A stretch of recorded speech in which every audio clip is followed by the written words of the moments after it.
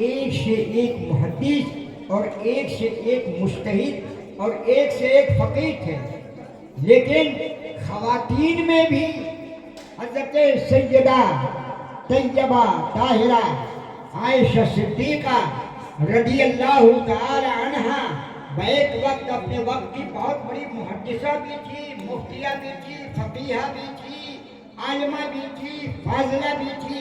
اس مدرسے نے آپ کو بخاری شریف پڑھا کر آپ کو کسی اور کے حوالے نہیں کیا، زوجہ رسول ام المومنین حضرت عائشہ صدیقہ رضی اللہ تعالی عنہا کے کنیزوں میں شامل کر۔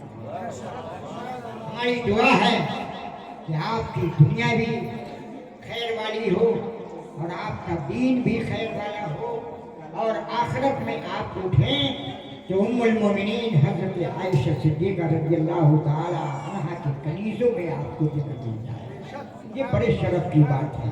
تو یہ مختصر گفتگو تھی امام بخاری کے متعلق اور بخاری شریف کے متعلق، اور حدیث کے تعلق سے 2-3 باتیں میں کہہ دوں، کبھی موقع ملے گا۔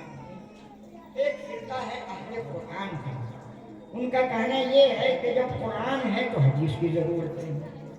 میرے بھائیو، قرآن میں ضرور سب کچھ ہے، لیکن وہاں تک پہنچنا آسان نہیں ہے جب تک حدیث ہو۔ ورنہ قرآن یہ کیوں فرماتا ہے حضرت سے یضل بہ کثیرا ویہدی، اسی قرآن کو پڑھ کر بہت سے لوگ گمراہ ہوں گے، اور اسی قرآن کو پڑھ کر بہت سے لوگ ہدایت پا جائیں گے۔ تو جب قرآن آیا ہی ہدایت کے لیے، تو پھر قرآن پڑھ کر گمراہ ہونے کا کیا سوال ہے؟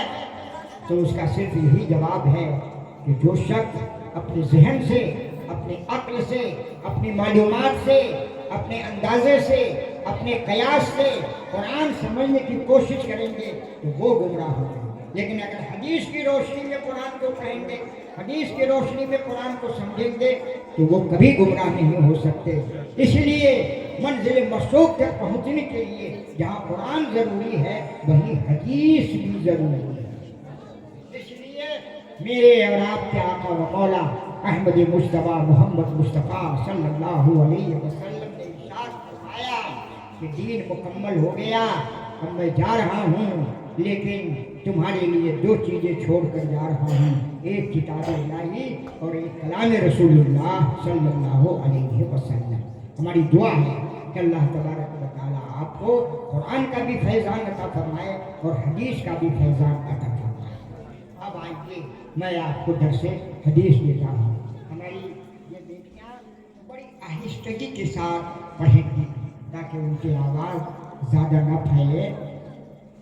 آپ آہستہ سے پڑھیے۔ باب قول اللہ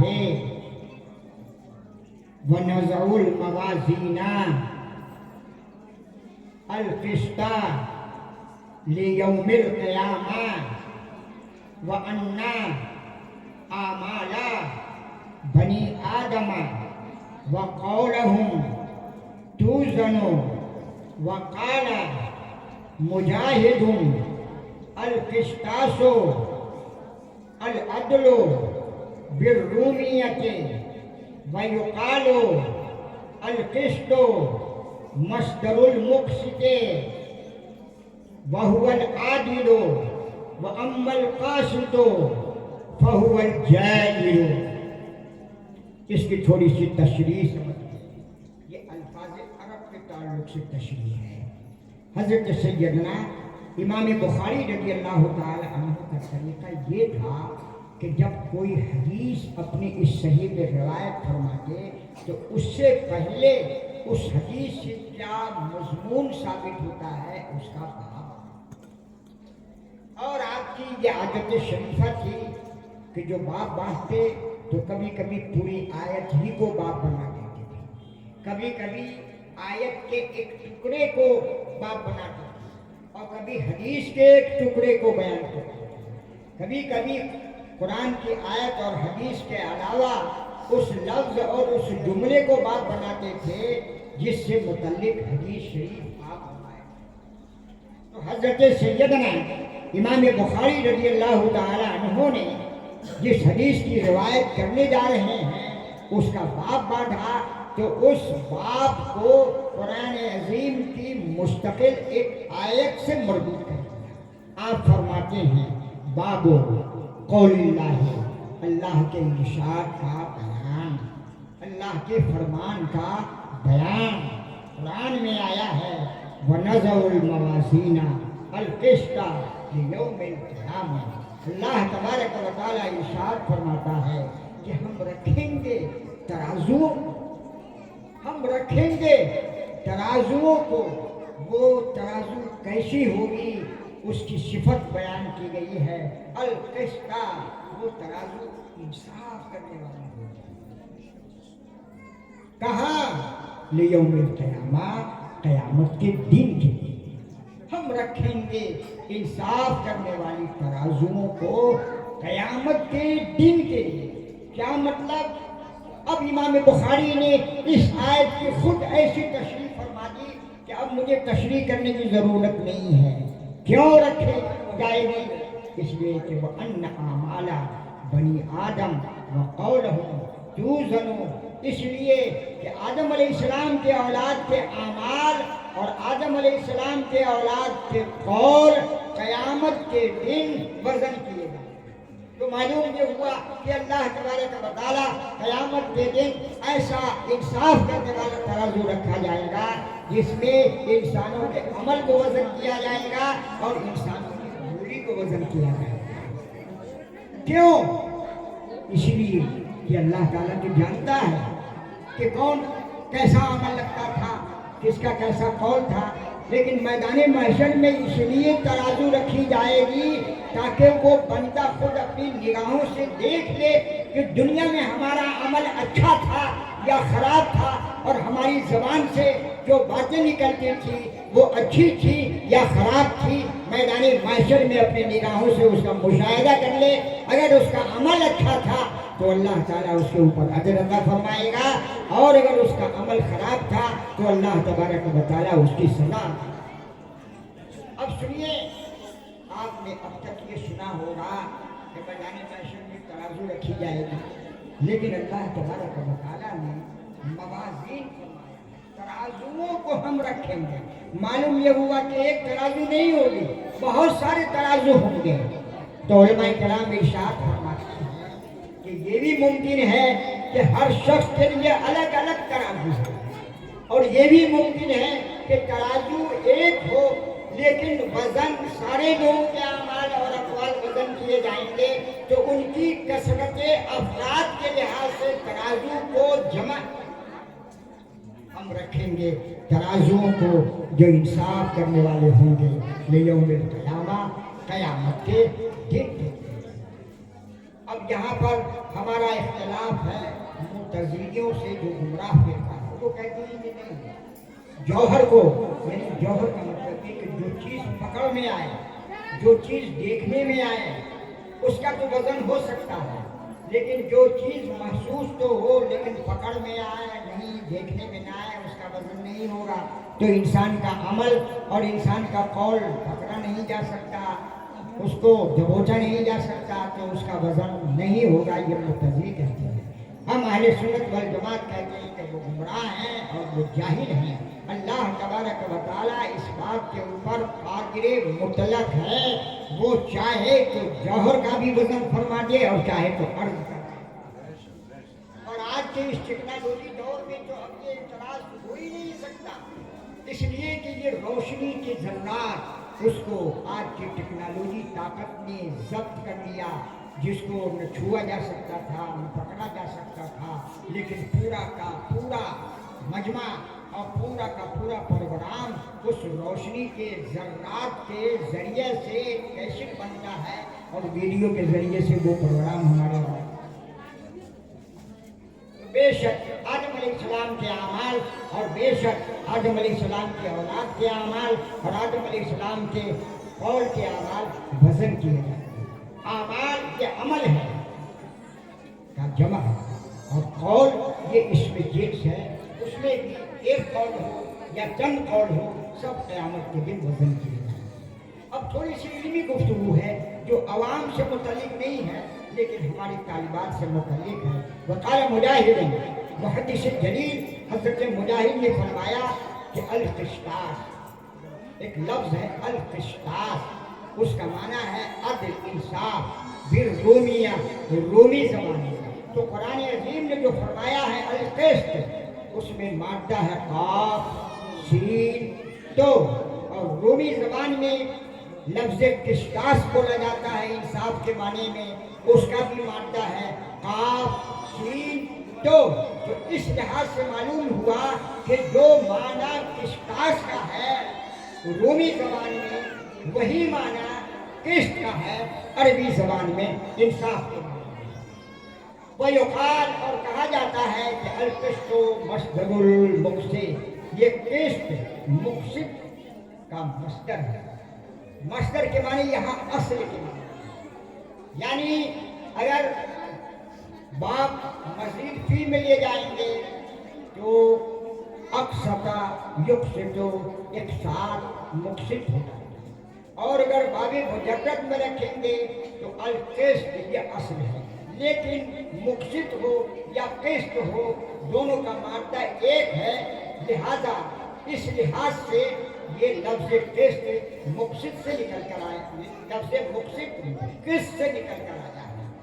اب فرماتے ہیں کیا کہ وہ العاجل، جب مقسط بولا جاتا ہے تو اس کا معنی ہوتا ہے انصاف کرنے والا، انصاف کرنے والا. اور اسی کا مادہ قسط ہے، جو ظاہر ہے کہ جب مقسط کا معنی ہے انصاف کرنے والا اور اس کی اصل قسط ہے تو اس کا بھی معنی ہوگا انصاف، اس لیے کہ دونوں کا مادہ اور دونوں کے حروف اصلی ایک ہے. اس کے بعد فرماتے ہیں فصول اکبری، یہ باب افعال کی ایک خاصیت ہے سلب ماخذ. سلب ماخذ کا مطلب یہ ہے کہ مجرد میں جو معنی ہے وہ لفظ جب باب افعال میں آ جائے تو وہ معنی مراد نہیں ہوتا، اس معنی کی نفی مراد ہے. تو القسط اگر باب مجرد میں ہے تو اس کا معنی ہوگا ظلم، اور اگر اس کو باب افعال میں لے جایا جائے تو اس کا معنی ہوگا نفی ظلم. تو نفی ظلم انصاف کے معنی میں ہے. فرماتے ہیں باب القاسد، لیکن مجرد میں القاسد کہو گے تو اس کا معنی ہوگا جائر ظالم، اور باب افعال میں لے جا کر مقسط کہو گے تو سلب ماخذ کی بنیاد پر اس کا معنی ہوگا انصاف کرنے والا. پڑھیے پھر حدثنا احمد بن اشتابہ قال حدثنا محمد بن فضیل عن عمارة بن القعقاع عن ابی زرعة عن ابی ہریرة رضی اللہ تعالی عنہ قال قال النبی صلی اللہ علیہ وسلم کلمتان حبیبتان الی الرحمن خفیفتان علی اللسان ثقیلتان فی المیزان.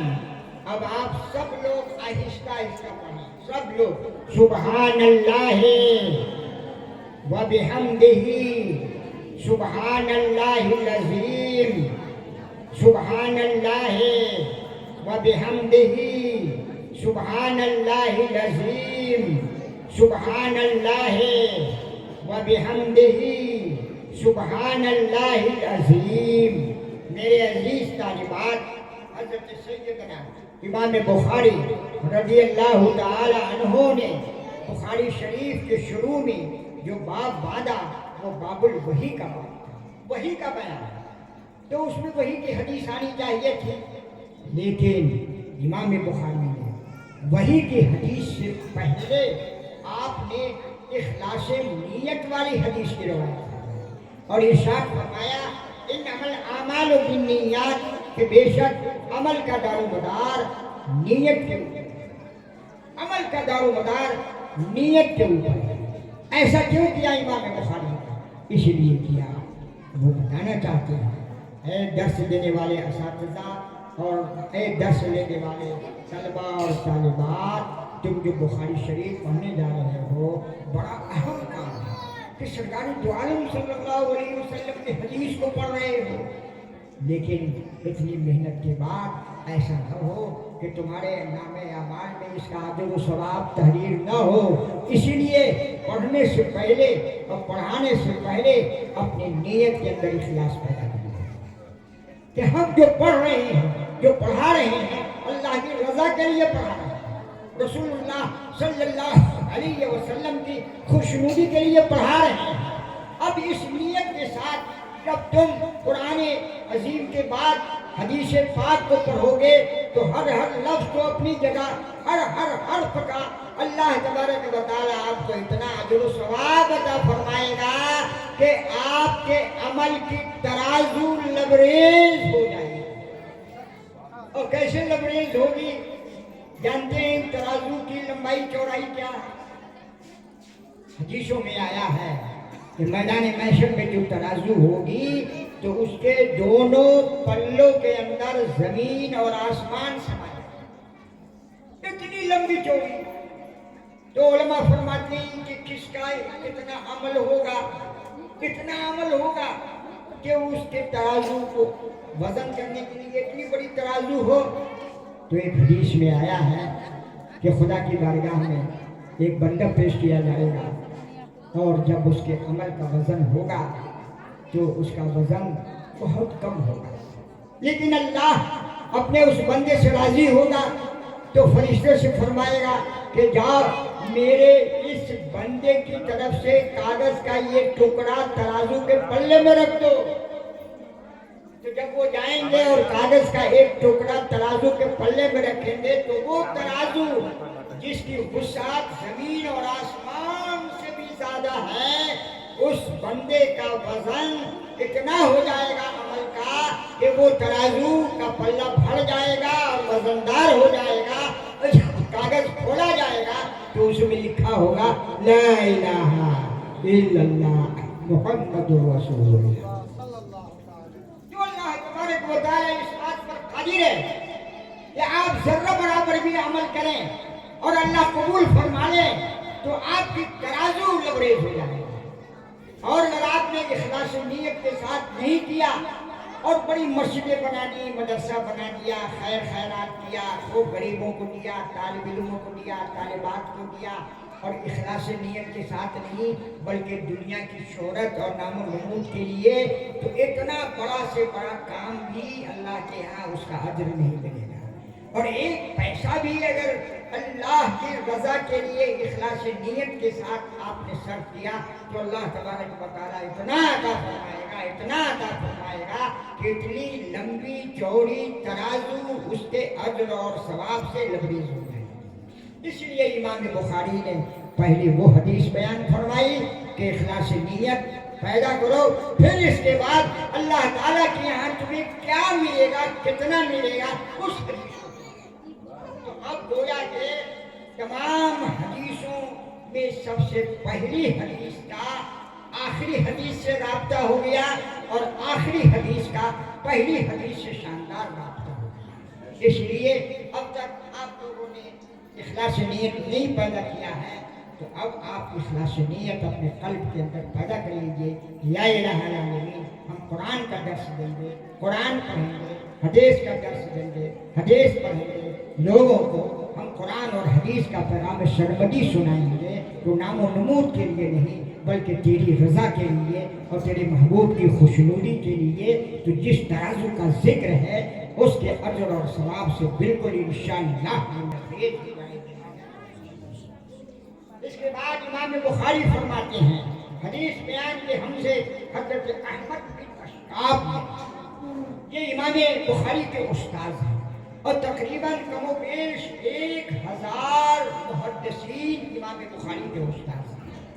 اگر ایک حدیث بھی آپ نے اپنے کسی محدث استاد سے لی تو وہ بھی آپ کے اساتذہ پر سمجھتے ہیں۔ اور آج کل کا تو عالم یہ ہے کہ پوری تعلیم کے بعد عالم فاضل بنا دیا جائے، لیکن شاگرد جو ہیں معمولی بات پر آسان سے اور مدرسے کو بھی بھول جاتے ہیں کہ کون سا مدرسہ ہے ملت اسلامیہ اور کون حضرت ہیں علامہ ظہیر الدین۔ نہیں، آپ غور کیجیے، امام بخاری کی زندگی کا مطالعہ کیجیے، اگر ایک روایت بھی ملی تو خود ان کو اساتذہ حدیث میں شامل کیا گیا، بھلے ہی وہ ان کے شاگرد کیوں نہ ہو، دوسری حدیثیں ان سے روایت کی ہے، لیکن اگر ایک روایت اس کو اپنے شاگرد سے مل گئی تو آپ کے اساتذہ کے سب کو ان کا دن مانا جاتا ہے۔ تو آپ فرماتے ہیں کہ حدیث بیان کی ہم سے محدث حضرت احمد بن اشعاب نے، انہوں نے فرمایا کہ حدیث بیان کی ہم سے محدث بن فضیل نے، انہوں نے فرمایا کہ روایت کر رہے ہیں محدث عمارہ بن قعقاع سے، وہ روایت فرما رہے ہیں حضرت ابو زرع سے، یہ تابعی ہے۔ صحابی رسول سے جو محدث روایت کریں تو ان کو تابعی کہا جاتا ہے، ابو زرع تابعی ہے۔ وہ فرماتے ہیں کہ ہم نے یہ حدیث روایت کی حضرت ابو ہریرہ رضی اللہ تعالیٰ عنہ سے۔ ابو ہریرہ کا معنی کیا ہے؟ بلی سے محبت کرنا۔ آپ کے استاد محترم نے بتایا ہے، آپ کا اسم گرامی عبد الرحمن تھا، لیکن آپ کے نام کو سب نہیں جانتے، عالم علماء بھی نہیں جانتے، لیکن آپ بلی سے محبت کرتے تھے۔ سیرت میں آیا ہے جب آپ بکریاں چرانے جاتے تو بکریوں کے ساتھ ساتھ ایک بلی بھی اپنے پاس ہوتی۔ ایک مرتبہ کا واقعہ ہے کہ ایک بلی کا بچہ آپ نے اپنے آستین کے اندر چھپا رکھا تھا، اس سے محبت کرتے تھے۔ عقائد عالم احمد مصطفیٰ محمد مصطفیٰ صلی اللہ علیہ وسلم کی نگاہ ناز حضرت ابو ہریرہ رضی اللہ تعالیٰ عنہ پر پڑے تو دیکھا کہ آستین میں ایک بلی کا بچہ چھپا ہے۔ تو سرکار کو ان کی ادا اس قدر پسند آئی کہ آپ نے فرما دیا ابو ہریرہ ہریرہ کے معنی بلی سے محبت کرنے والا۔ تو سرکار کے اس ادا کے پسند فرمانے کے بعد جو آپ کی زبان ترجمان سے جو لفظ نکلا، وہ لفظ اتنا رائج اور اتنا شائع ہو گیا، اتنا پیارا ہو گیا کہ لوگ حضرت ابو ہریرہ کے نام کو بھول گئے اور حضرت ابو ہریرہ اسی طریقے سے مولائے کائنات حضرت علی مشکل کشا رضی اللہ تعالیٰ عنہ کا نام حضرت علی ہے۔ ایک مرتبہ آپ مسجد نبوی میں زمین کے اوپر سو رہے تھے، خالی زمین کے اوپر سو رہے تھے۔ تو ظاہر ہے کہ خالی زمین کے اوپر آپ بھی سوئیں تو آپ کے جسم سے مٹی لگ جائے گی، مٹی آپ کے ساتھ لگ گئی، سرکار کی نگاہ کرم پڑی تو آپ نے فرمایا علی ابو تراب۔ تو مولائے کائنات کو آپ کی بارگاہ سے یہ کنیت ملی، اس قدر پسند کہ جب مولائے کائنات کا نام آتا ہے تو ابو تراب کا حضرت ابو ہریرہ رضی اللہ تعالیٰ عنہ کے پاس حدیث کا بہت سرمایہ، اتنا سرمایہ تھا کہ تاریخ میں آیا ہے کہ ایمان لانے کے بعد سرکار کی خدمت میں اپنے وصال تک، جب تک سرکار موجود رہے، خلوت جلوت مجلس حضر سفر سب میں حضرت ابو ہریرہ رضی اللہ تعالیٰ عنہ سرکار کے پاس تھے۔ اس لیے حدیث کا بہت بڑا سرمایہ حضرت سیدنا ابو ہریرہ انصاری رضی اللہ تعالیٰ عنہ کے پاس تھا۔ لیکن آپ بھول بھی جاتے تھے کہ ایک مرتبہ سرکار سے عرض کیا کہ یا رسول اللہ حدیثیں تو میرے پاس بہت ہے لیکن میں بھول جاتا ہوں۔ سرکار نے فرمایا کہ اچھا اپنے دامن کو پھیلاؤ، آپ نے اپنا دامن پھیلایا تو سرکار نے 3 بار اپنے دست مبارک سے لیا، پھر لیا اور رکھا اور فرمایا کہ ابو ہریرہ اس کو اپنے سینے سے لگا۔ حضرت ابو ہریرہ نے اس کو سینے سے لگایا، سینے سے لگانا تھا کہ حضرت ابو ہریرہ کا بیان ہے کہ اس دن سے میرا حافظہ اتنا مضبوط ہو گیا کہ لوگ سرکار کی حدیثوں کو لکھتے تھے اور ہم نہیں لکھتے تھے، لیکن کبھی بھی میں سرکار کی حدیث کو نہیں بھولا بلکہ پہلے سے زیادہ میرا حافظہ مضبوط ہو۔ اسی کو تو اعلیٰ حضرت نے فرما دیا جو جہاں کی نعمتیں ہیں سمجھا۔ تو یہ حضرت ابو ہریرہ رضی اللہ تعالیٰ عنہ کا بیان، انہوں نے فرمایا کہ ارشاد فرمایا نبی اکرم صلی اللہ علیہ وسلم، میرے عزیز طالبات سرکار کا ایک خطاب جامع الکلم ہے. جامع الکلم کا مطلب یہ ہے کہ بلاغت اور فصاحت کا اعلیٰ معیار. تو بلاغت اور فصاحت کا سب سے اعلیٰ معیار قرآن عظیم میں ہے.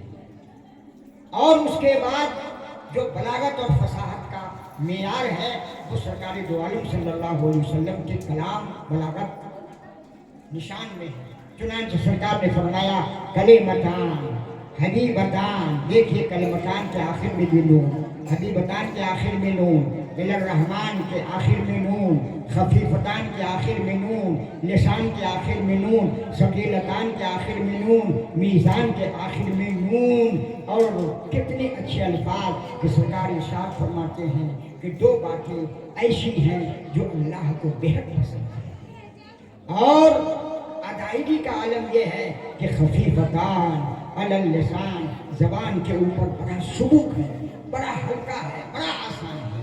ہر پڑھا لکھا ہو یا بے پڑھا لکھا ہو آسانی کے ساتھ ان کلمات کو ادا کر سکتا ہے. اور وزن یعنی اجر و ثواب کا عالم یہ ہے ثقیلتان فی المیزان. یہ دونوں بڑے وزنی ہیں میزان کے اوپر. اسی میزان کی مناسبت سے حضرت سیدنا امام بخاری رضی اللہ تعالی عنہ نے قرآن کی وہ آیت جس میں میزان کا ذکر ہے اپنا باب باندھا. اور وہ دونوں کلمہ کیا ہیں؟ سبحان اللہ و بحمدہ سبحان اللہ العظیم. علماء کرام نے ارشاد فرمایا کہ جس بندے نے ان دونوں کلمے کو اپنے ورد میں اور اپنے وظیفے میں شامل کیا تو اسے دین و دنیا کی اتنی برکت ملے گی، اتنی برکت ملے گی کہ اس کے اندازے سے باہر ہے. چنانچہ اپنے وظیفے میں سرکار کے اس ارشاد کو شامل کرنا چاہیے. سبحان اللہ پاکی ہے اللہ کی، وبحمدہ اس کی تعریف کے ساتھ. سبحان اللہ پاکی ہے اللہ کی، العظیم جو عظمت والا. اب یہاں پر دیکھیے لفظ سبحان کسے کہتے ہیں اور لفظ حمد کسے کہتے ہیں.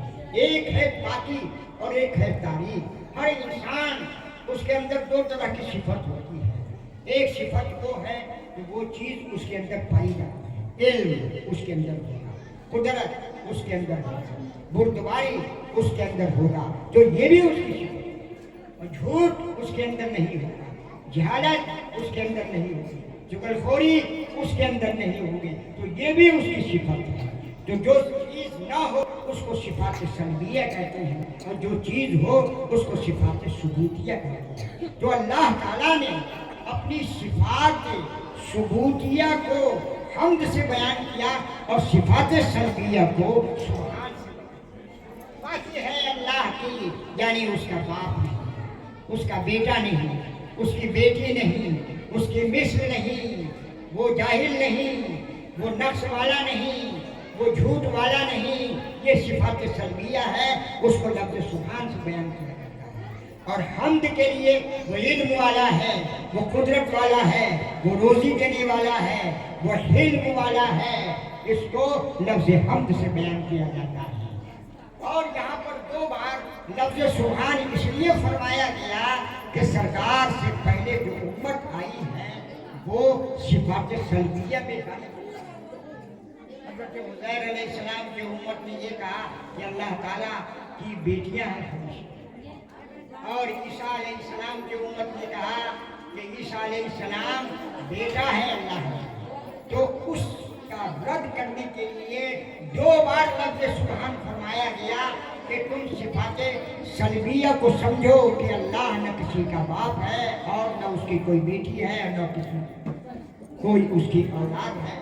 اس لیے آپ لوگ سبحان اللہ و بحمدہ سبحان اللہ العظیم آپ لوگ آہستہ ایک بار اپنے لیے پڑھیے اور ایک بار اپنے ماں باپ کے لیے پڑھیے اور ایک بار اپنے اساتذہ اور اراکین کے اجر و ثواب کے لیے پڑھیے. سبحان اللہ و بحمدہ سبحان اللہ العظیم سبحان اللہ و بحمدہ سبحان اللہ العظیم سبحان اللہ و بحمدہ سبحان اللہ العظیم. صدق رسول اللہ صلی اللہ علیہ وسلم. جزاکم اللہ و جزانا. اور دعا فرمائیے اللہم صلی علی سیدنا و مولانا محمد معدن الجود والکرم منبع العلم والحکم وعلی آلہ واصحابہ اجمعین. یا الہ العالمین، ابھی جامعہ گلشنی باغ آمنہ کے طالبات کو ہم نے بخاری شریف کے آخری حدیث کا درس دیا، اسے قبول فرما. اور ان بچیوں کو حضرت سیدہ طیبہ طاہرہ فاطمۃ الزہرا کے کنیزوں میں جگہ عطا فرما. ان بچیوں کو حضرت عائشہ صدیقہ رضی اللہ تعالی عنہا کے فیضان علم سے حصہ عطا فرما. یا الہ العالمین، جو انہیں توفیق عطا فرما کہ یہ دین کی خدمت کریں، اپنے بچوں کی خدمت کریں، اپنے ہونے والے شوہر کی خدمت کریں، اپنے ماں اور باپ کی خدمت کریں، اور اپنی دعاؤں میں اپنے کو بھی یاد رکھیں، اپنے والدین اور خیش و اقارب کے ساتھ ساتھ مدرسہ اور اپنے اساتذہ کو بھی یاد رکھیں. اور بخاری شریف کے اس حدیث کے فیضان سے ان سب کو مالا مال فرما. جو کچھ بھی ہم نے کہا، جو کچھ بھی ہماری یہ عزیز بچیوں نے سنا، اسے قبول فرما. اور اس ادارے کو اس ختم بخاری شریف کی برکت سے دن دونی رات چوگنی ترقی عطا فرما. اور ہماری خواتین اور ہمارے اراکین جو نیک مراد لے کر آئے ہیں، اس حدیث کی برکت سے ان کی نیک مرادوں کو پورا فرما. اور اس جامعہ کے بانی طبیب ملت محترم پیر طریقت شیخ معرفت حضرت علامہ مولانا حافظ قاری پیر اخلاق احمد صاحب اور ان کے ساتھ جتنے بھی معاونین تھے، سب کو جنت الفردوس میں اعلیٰ مقام عطا فرما. اور جتنے بھی اس ادارے کے معاونین ہیں، خیر خواہ ہیں، قدرداں ہیں، خاص طور پر ہمارے سیکریٹری بھائی غلام محمد رضا صاحب اور اس کے صدر حضرت مولانا غلام احمد رضا صاحب اور حضرت طبیب ملت کے ساتھیان اور محدث جلیل استاذ الاساتذہ فخر المدرسین حضرت علامہ مفتی زہید الدین صاحب مصباحی اور جن جن بھائیوں بزرگوں دوستوں عزیزوں نے اس ادارے کا تعاون کیا، سب کو قبول فرما اور سب کو اس کا اجر عظیم عطا فرما. یا الہ العالمین، اس ناچیز کو بھی صحت سلامتی دراز کی عمر عطا فرما اور اس سے دین کی خدمت میں لے. ربنا تقبل منا انك انت السميع العليم وتب علينا انك انت التواب الرحيم. اللهم سهل كل صعب بحرمة سيد الابرار سهل. الہی خیر گردانی بحق شاہ جیلانی، الہی خیر گردانی بحق خواجہ عثمانی. وصلی اللہ تعالی علی خیر خلقہ ونور عرشہ وزینت فرشہ محمد وآلہ واصحابہ اجمعین برحمتک یا ارحم الراحمین بحق لا الہ الا اللہ محمد رسول اللہ صلی اللہ علیہ وسلم.